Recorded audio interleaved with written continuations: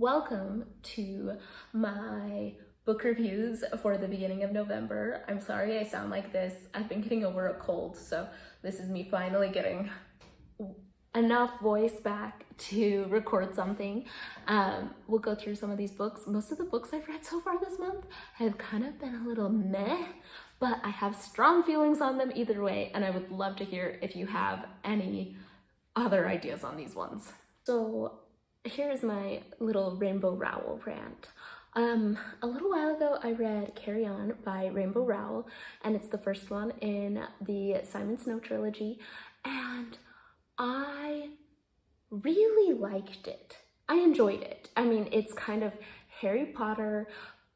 Yeah, it's a Harry Potter redo, basically, but it kind of has a cute magic system, a more diverse cast, some queer representation. Like, I feel like it's a more inclusive and kind of, fresh take on Harry Potter with a morally dubious Dumbledore, and things are more addressed head on, and I really liked reading it, but it was a while ago since I've read that.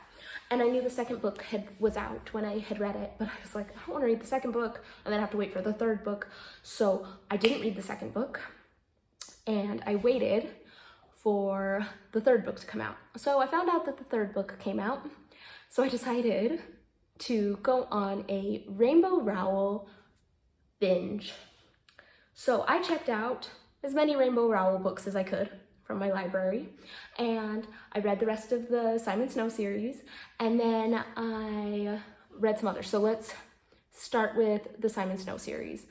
I read the second book, which is Wayward Son, and I enjoyed it. It was like, take Harry Potter, but instead of being at the magic school and everything, we're gonna just take a road trip across America and get into crazy adventures and meet a bunch of magical creatures and groups of vampires.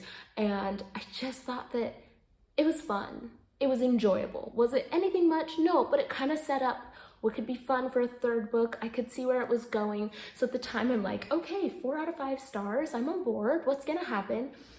Then I read Anyway the Wind Blows, the third one, and it ruined it all for me. I mean, did it still have cutesy stories? Were the relationships well fleshed out? Great, yeah, that's all good. I liked the characters, I liked all that stuff, but the plot was just garbage. The third one basically said, oh yeah, everything that happened in the second book, we're gonna ignore it. They actually say, should we address what happened in America?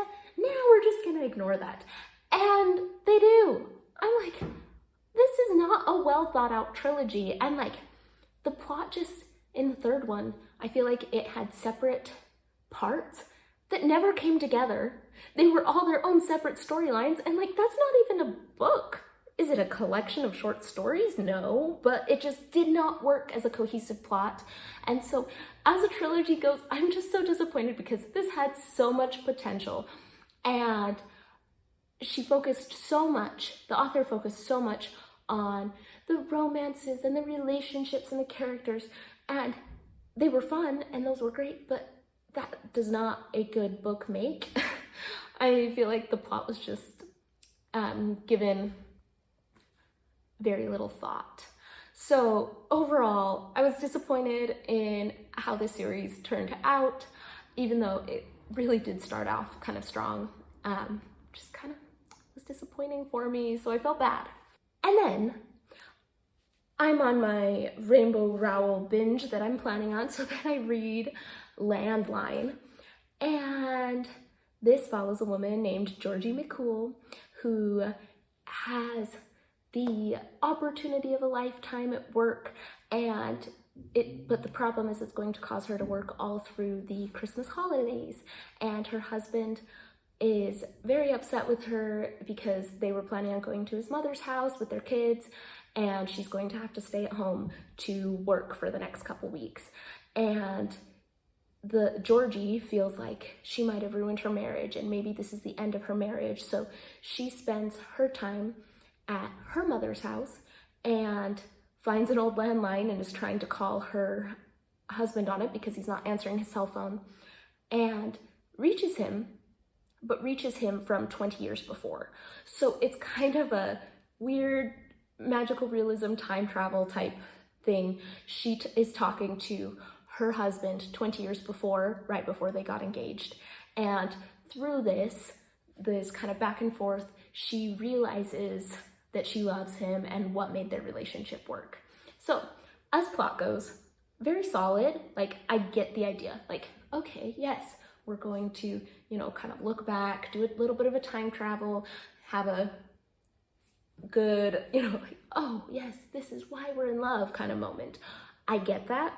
But I feel like as characters go, I did not care about these characters very much. I found the husband to be so emotionally closed off and so, like, I don't know, just abrasive. And then I just didn't feel like it worked well for them. I feel like, one of the things I prize in my own relationship would be open communication and mutual support. And that's something that this marriage was lacking a lot. So I just never really bought into the relationship and the characters, which is so annoying because this is the opposite about how I felt about the Simon Snow series, where the characters and the relationships were well thought out and well fleshed out, but the plot was garbage.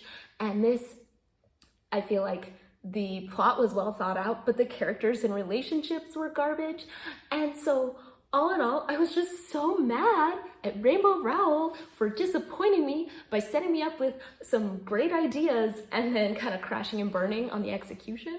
So all in all, I got kind of upset and I ended up taking all those books that I checked out from the library and I returned them all because I didn't want to read any more mediocre and disappointing books, which honestly did not stop me from reading more mediocre and disappointing books this month, but at least they weren't by Rainbow Rowell. If any of you have read any other books by her and really liked them, please let me know because I'm willing to give it another go. Like, the books are readable, it's just they're not what I wanted them to be. So anyways, let me know if you have thoughts on this. I read Dial A for Aunties by Jessie Q. Sutanto, and this has such a fun premise and I was so excited and so on board with this.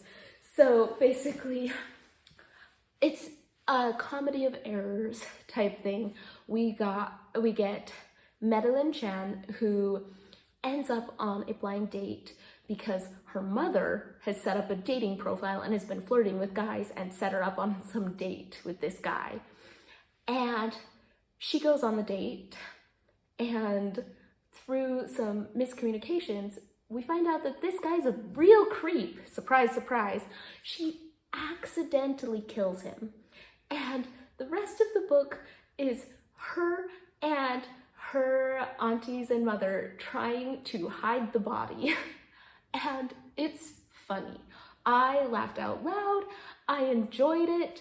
I thought it was just dramatic and over the top and just a lot. But I kind of loved it. Like, I thought that was really fun. It had a lot of humorous and cultural clashes. It's a family of immigrant Chinese, Indonesian people, and it's delightful. But then I got to the end and things just wrapped themselves up so perfectly and so improbably, and it didn't work for me by the end. I just was a little disappointed. I feel like I was building up to something really funny and then it just kind of like got tied into a cute little neat bow. And that's fine, but maybe a little too much. So all in all, it was okay. It was cutesy, it was fun, but then it just kind of went a little weird for me. So I don't know. I don't know if I just wasn't in the right mood for this, but I did enjoy it at first. And for a book that I really just didn't like very much, which is too bad, I read Gold Diggers by Sanjaya Sathian. And this is an Indian American magical realism story. And it's this teenage boy, Neil, and he feels like he doesn't have a lot of drive in his life, and he finds out that his neighbor who has a lot of ambition and drive, she's been drinking this lemonade that her mother makes. And the way that they make the lemonade is they steal gold from other teenagers and other people who have a lot of ambition. They melt it down and they drink it, and then they get the properties from that. They get the ambition. They're stealing it from other people to drink it down. And so it's kind of like alchemy or something. So premise-wise, I'm like, okay, magical realism, I can get this. It's got a lot of like Indian American culture tied in, and importance of gold jewelry, and like lots of things to learn about. And it jumps from teenage years to 10 years later when they're thinking of having an elaborate gold heist. I mean, like, okay, come on, like a heist book? It sounded like fun, and I was looking for fun books. The reason I just did not like this book was the main character, Neil. I could not stand him in the slightest. He was so self-centered, so just gross. Like, I didn't like him in the slightest. And what it made me think was, do I just not like this character? And he doesn't need to be that likable. It's just I couldn't find any redeeming qualities. Or was he written very true to what a teenage boy thinks? And if that's the case, maybe I just think all teenage boys are gross and I hate them. Yeah, no, I just really, really didn't like him. And it made it hard for me to really connect with the story. I think the story could have been good, but the main character just rubbed me the wrong way. So I don't really recommend this one. It was an interesting idea, but I could never get past that character. If you have made it to this point in the video, thank you so much for watching. I would love to hear any thoughts you have on these books, as well as any book recommendations. I would love something that I could, wholeheartedly recommend. I need some more 5-star reads because most of the books I've read this last month have been a little meh for me. So give me those book recommendations, and I will see you all in the next one.